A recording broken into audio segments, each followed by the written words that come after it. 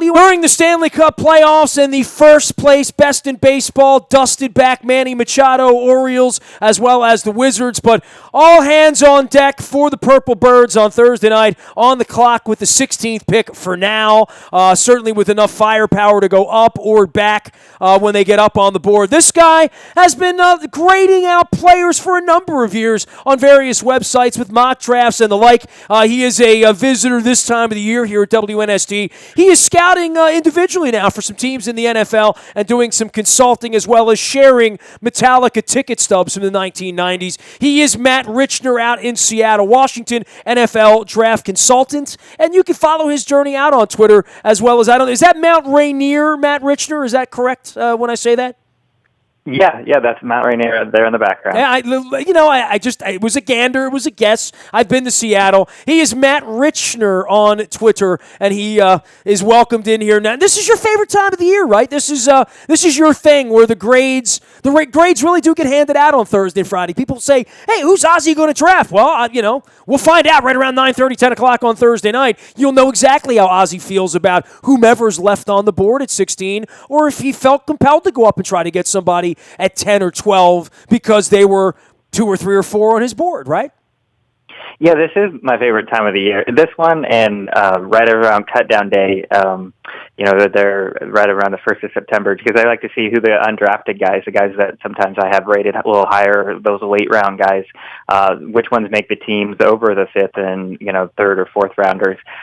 So for us, for me, I love this time of year with Ozzie and kind of the holes that they have on the roster, whether he moves up or moves back, because obviously they're kind of sitting there at 8-8 over the last couple of years, or, they're not necessarily as contending as they would like to be. They have a lot of holes on their roster. So for me, I think it'd be wise if Ozzie moved back down and be able to plug some of these holes so that way they can have a better roster kind of going into this next season. Man, I spent weeks leading up to the Combine and even in the wake of the Combine really believing, because I watched them play back in December, especially when Jimmy Smith went down, that they can no longer not have the secondary be a strength of their team. It has been a perennial weakness, even going back into the Super Bowl year where, it wasn't leaky because the rush was there at the end of that season for them, but it was a lot about the offense at that point. So you say, well, a corner and certainly Terrell Suggs and what he and Doomerville brought 2 or 3 years ago that they're not bringing right now, and where, they've lost to Pernell McPhee and they're waiting on a Zadarius Smith or a Matt Judon, but it feels to me like they need another Terrell Suggs, they need another Jimmy Smith, or another, dare I say, Chris McAllister, the good side of Chris McAllister, Dwayne Starks. They need that sort of an impact player. But then if you told me, and I've warmed to this idea over the last month, that they were going to come out of this with a Mike Williams, or come out of this with an O.J. Howard, or come out of this with a right tackle, I would say, well, it does make sense that you have a $25 million quarterback, and you better be able to run the ball and protect him a little bit, and you better have somebody that can catch the ball. And I know they tried that with Perryman, but we're sitting here really trying to figure out what the greatest need is when it feels like, to your point, best player might be the way they're going to go here. You brought up a lot of points.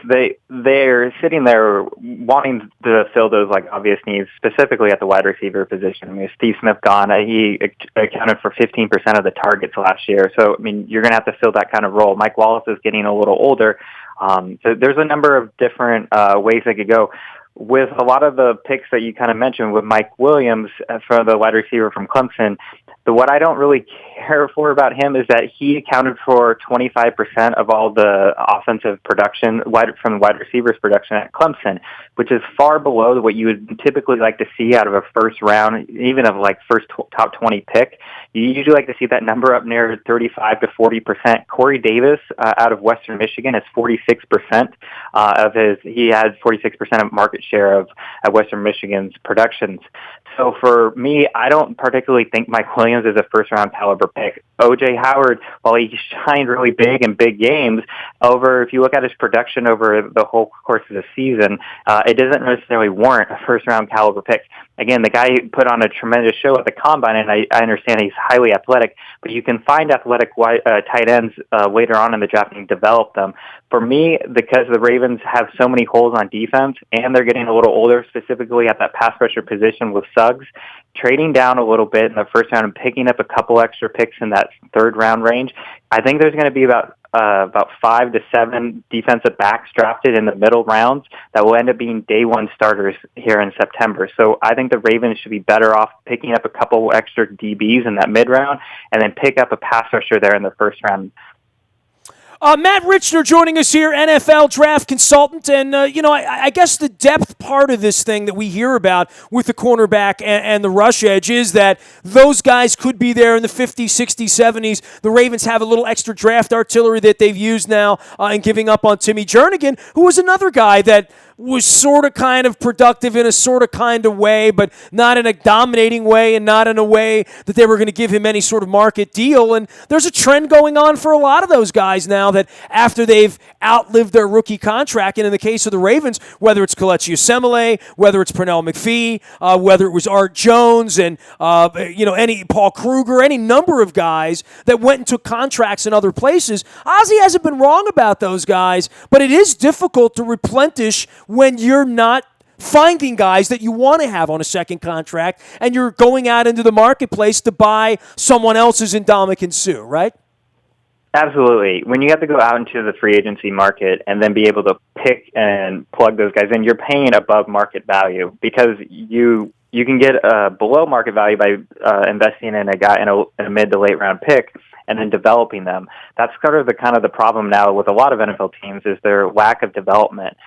In this year's draft class, you can find a lot of those second and third rounders. Someone like Jordan Willis from Kansas State. Here's a defensive end, a pass rusher who absolutely was phenomenal in college and has all the production that you like. He averaged close to 3 impact plays per game. Kind of put that in perspective, Terrell Suggs coming out of Arizona State averaged 3.5. So while he's not in the mold of Terrell Suggs, because Terrell Suggs was one of the most dominant pass rushers ever to come out of college, Jordan Willis is a guy that I think in the second round he would be an absolute steal there for out of K-State for the Ravens. But the Ravens need to they need to find some more players because right now they're kind of stuck in purgatory. They're not necessarily a bad team. They're not necessarily a great team. They just need to be able to find kind of these mid-round picks that they need to hit on them, and then they can kind of become that 10 to 11 win team that everybody there in Baltimore I know wants them to be. O.J. Howard's interesting, right? I mean, not just an Alabama guy from Ozzie's perspective, but a guy that's perceived to be a Gronkowski sort of game changer, X factor within the framework of your offense, and especially for the kind of team that Joe Flacco and the kind of offense that he's run historically, wanting another Dennis Pitta. Now I know we have that Dennis Pitta, but sort of longer in his years at this point and more possession oriented. But that's another interesting thing that I've heard that if he lingers on the board, and that's up for debate, that he would be one of those special guys that there's only him. There's nobody else of any caliber depth at that position this year. Yeah, he's definitely going to be intriguing, and the Alabama connection there for Ozzie, as everybody knows it, Ozzie drools over Alabama players, and rightfully so in some cases. But he might. I think in O.J. Howard's case, I don't think he's necessarily a first-round player. Just because he's athletic doesn't mean I necessarily believe he's a quality player because his production doesn't necessarily warrant it. His production was actually pretty minimal in an offense that you would have thought was predicated on using kind of the tight end at Alabama this last year, having a true freshman quarterback. There's a couple of different tight ends in this year's draft class. One of them being Evan Ingram from Ole Miss and Jake Butts from Michigan. Jake Butts, who had an injury to his knee going into the bowl game, he's going to slide down a few boards. But if you can kind of hold out, he's a guy that he played in a pro-style offense there at Michigan. He's a good run blocker, something that the Ravens definitely need. And he's a guy with tremendous size. So if he can come back this year, along with Evan Ingram from Ole Miss, who has great hands, is a good pass catcher, specifically in the red zone, he could be somebody that I think the Ravens might be looking at in that third round. Both those guys in that third round kind of range.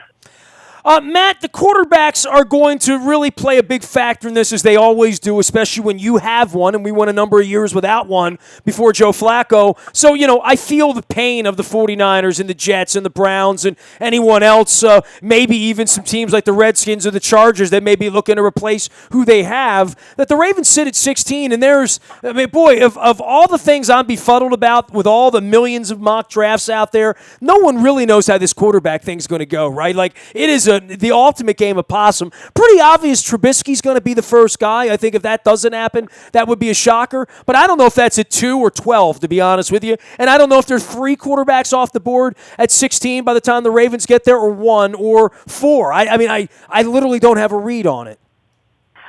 I was just talking to a friend of mine who lives in Las Vegas, and you can now gamble on the prop bets for the NFL draft, and they had the prop bet set at 3.5 for a number of quarterbacks drafted in the first round, and I thought it would be under. I don't think there's going to be. I don't think there should be more than 2 quarterbacks. In reality, I think there's only 1 quarterback that has a first-round caliber grade in my book, and that's Deshaun Watson. Trubisky just being the one-year wonder at UNC, typically those guys don't have a lot of success in the NFL. Cam Newton's really the only one, but you can always just say, well, Cam Newton is kind of a freak of nature who also went on to win, the college football championship while he was there. Trubisky was not that.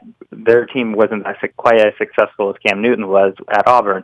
So for me, there's so many of these quarterbacks that have so many flags, from Mahomes, from playing in the air raid offense, to Trubisky. I just don't necessarily see any of these guys being day one starters. And so if they're going to have to sit for a while, why waste that first-round caliber pick on a guy who's going to have to sit for 2 or 3 years just so you can get him up to speed in your offense? Well, that's where the risk-taking comes in, right? And after Dak Prescott, everyone's looking for the next thing like that, right? And Kaepernick was that thing, right? I mean, to some degree, Russell Wilson is that thing, that it is possible to get that guy, right? Yeah, it is possible. But you look at, from Dak Prescott to Kaepernick to Russell Wilson, they're all 4-year starters in college, and guys who, show consistently they got better. They were really highly efficient on third downs.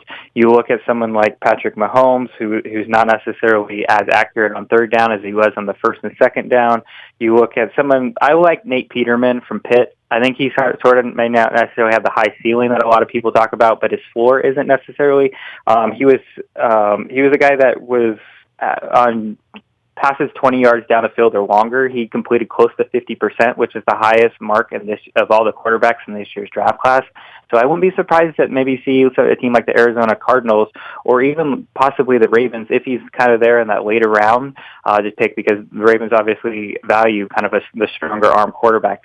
And like Flacco, he has, a good accurate touch to his deep passes. So I like Nate Peterman. I think he's kind of the low risk, high reward kind of guy. So that's who I have ranked as the second overall quarterback in this year's class. Matt Richner is an NFL draft consultant out in the Seattle, Washington area. I take it a Husky guy, right? Yeah. Sort of was indoctrinated into the Husky family when both my parents went there. I got to see a sunset Saturday of football out there. I mean, I've driven over the bridge a few times. I'm going to be out in that area for you two in a couple of weeks, and it's lovely at any time of the day. But I think filled with purple. Purple's a good color. I think we could both agree on that from my perspective here in Baltimore, Matt. That's on the bucket list of things to do. I'll get there soon. I will.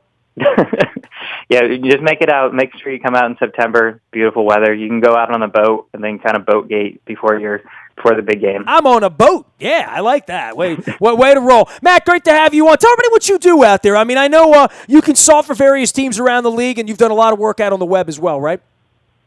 Yeah, absolutely. So the last couple of years, I was writing for PredictionMachine.com, and then this year I've just kind of done freelance work for a number of NFL teams, specifically kind of working on the quarterback position, diving into where each quarterback was successful and what areas of the field, and then kind of giving a full 360-degree statistical review of each quarterback and how they fit into each NFL offense and then systems. And so this year has been kind of really interesting to kind of really dive deep into just one position versus kind of knowing a little bit about everyone. And so I'm talking with a lot of coaches. I can tell you that they are not happy with this year's quarterback class. They don't think that half these guys are even ready. A lot of the underclassmen should have gone back to school, and quarterbacks, that's why I don't think you're going to see that many going in that day 2 pick. I think you're going to see a lot more going in day 3, just because the number of quarterback coaches around the league don't want to deal with as many projects as that are coming through this draft class. Hey, man, patience will get you fired in the NFL, right? Yeah, absolutely. The best way to get to the unemployment line is put it out a bad quarterback. Yeah, your potential is going to get me fired, right? Matt, great to Yeah. have you on, man. We'll send everybody out to follow you here as we get up on the draft later on in the week at Matt Richner. That's Richner out on Twitter. Thanks, Matt. Appreciate you, man. Thank you so much for having me on. Keep up the good work out there. You were trying to monitor all things draft amidst some hockey. We got some NBA and the Wizards, the Orioles around all week long. And, of course, Luke Jones will be on the scene with the Orioles and the Rays and getting into the weekend as well with the Yankees. We got Yankees, Red Sox, Rays. This is pretty important time, and the Orioles are playing some good baseball when they're not brawling with the Red Sox.